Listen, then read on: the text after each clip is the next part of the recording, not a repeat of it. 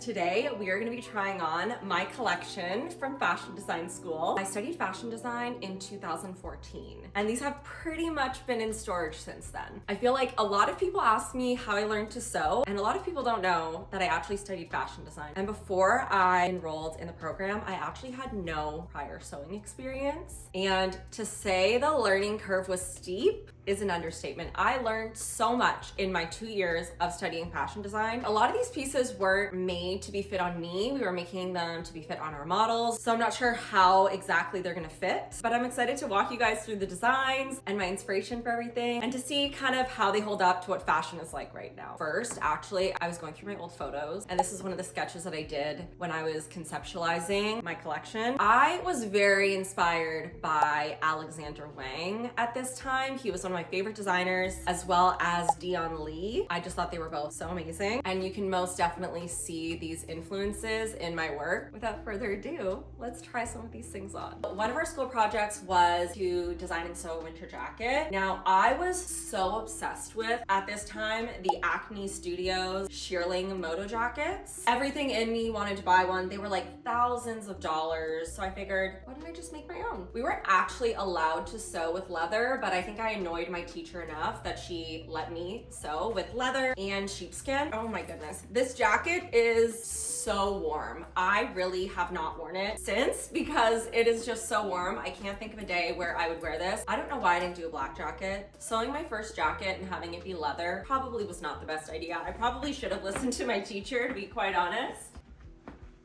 Because I would give this a 6 out of 10. It's not quite hitting what I want it to. And at this point, after all these years, some of the stitches are coming loose. Some of the leather glue I had to use has discolored and yellowed. But whenever I look at this, I still can't believe I made it. Here's some photos of me working super late on this jacket, kind of the process, the behind the scenes. So much work went into this bad boy. And it was kind of the jumping off point for what I wanted my collection to be. Next, we have my tailored jacket. So we had to make a blazer as one of our projects. So the tailored jacket, it is really fitted. I can't even lift my arms up, honestly. At this time, oversized wasn't quite the trend. So this is very fitted. Again, I don't think this was fitted to me. If I remember correctly, we were fitting these on models. So it is definitely a little small. I don't know why I chose a shiny kind of fabric. I think it makes it look so cheap. But again, I look at these things, and after school, I took a bit of a hiatus off sewing, and my skills, unfortunately, took a bit of a nosedive. So looking back at these pieces, I am so kind of shocked that I made these things. It's just really cool. I'm very proud of all the work I put into it. So much work that goes into making a blazer. Everything kind of behind the scenes there's just so much work. You would be amazed. I can barely take this one off. Whew. Okay. This one is actually garbage. We needed a certain amount of pieces for our collection, and at this point I've lost a lot of those pieces. I don't even know where they are, and I don't know why I kept this one, but I needed something to layer with one of the outfits, and so I just quickly cut something up. Honestly, I'll throw it on top of this, but it's not my best work. A child could make this. It's not great. This one is much better. This is the same fabric in black. And again, I was super inspired at this time by Alexander Wang. And he was doing a lot of kind of athletic inspired silhouettes and fabrics, but in a elevated, very modern way. That was kind of my take with this dress. I don't know how it's gonna fit, but I still really love the concept of the hem, of having the slip underneath be lower, so you really get that kind of exaggerated hemline. This fabric was so hard to sew with, but I still really love this fabric. Even though the white one kind of turned out not great, I'm still obsessed with this fabric. The back, it's a very exaggerated racer back. Okay, the actual audacity of me to create a dress with this low of a side and back. Can't wear this without my bodysuit underneath.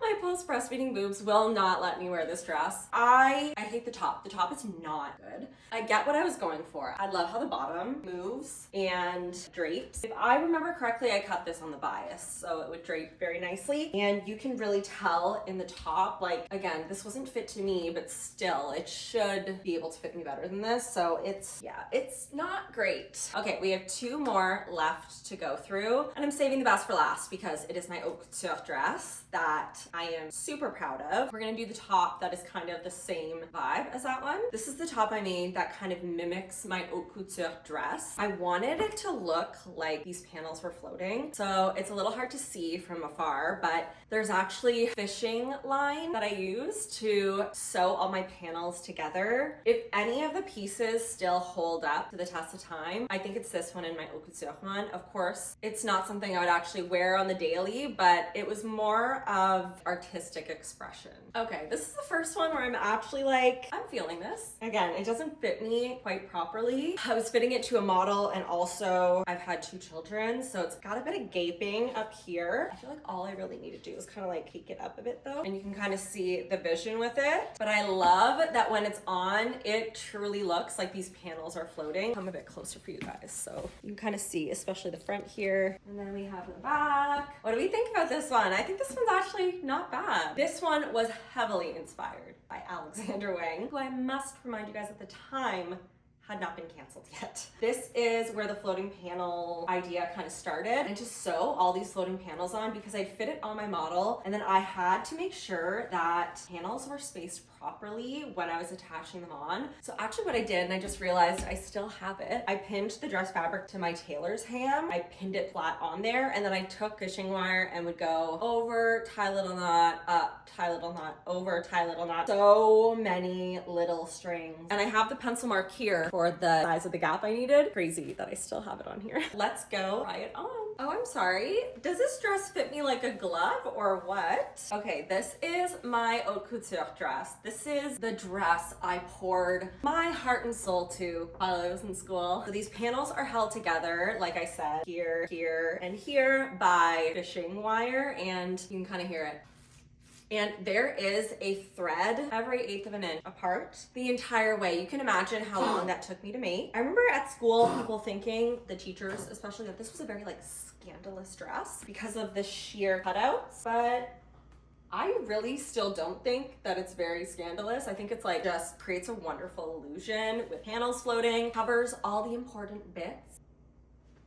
This one I will most definitely never part with. So yeah, I have so many more pieces that I sewed throughout fashion school. These are the only ones I've kept or confined. For reference, this is the collection I sewed. So I have a pair of pants, shorts that I have no clue where they are. I also have the dress that I sewed my first year of school, which is like hot pink silky dress that I hand dyed myself. So yeah, that is where my sewing journey started. It's so funny because this is so different than what I would be sewing if I was in school right now. If you follow me on Instagram or on this channel, you know I love quilting and natural textiles and things that are a little less modern and feel a bit more nostalgic and warm and homey. So safe to say, if I had to redesign this collection now, it would look so different. All right, you guys, if you'd like this video, leave me a comment and give it a like. Currently, I'm designing and sewing patterns, which I'm selling on Etsy. So if you are a fellow sewist and want to sew one of my patterns, check that out in the description of this video. Otherwise, please subscribe to this channel. I put out new videos every Saturday. And thanks for watching. Bye, guys.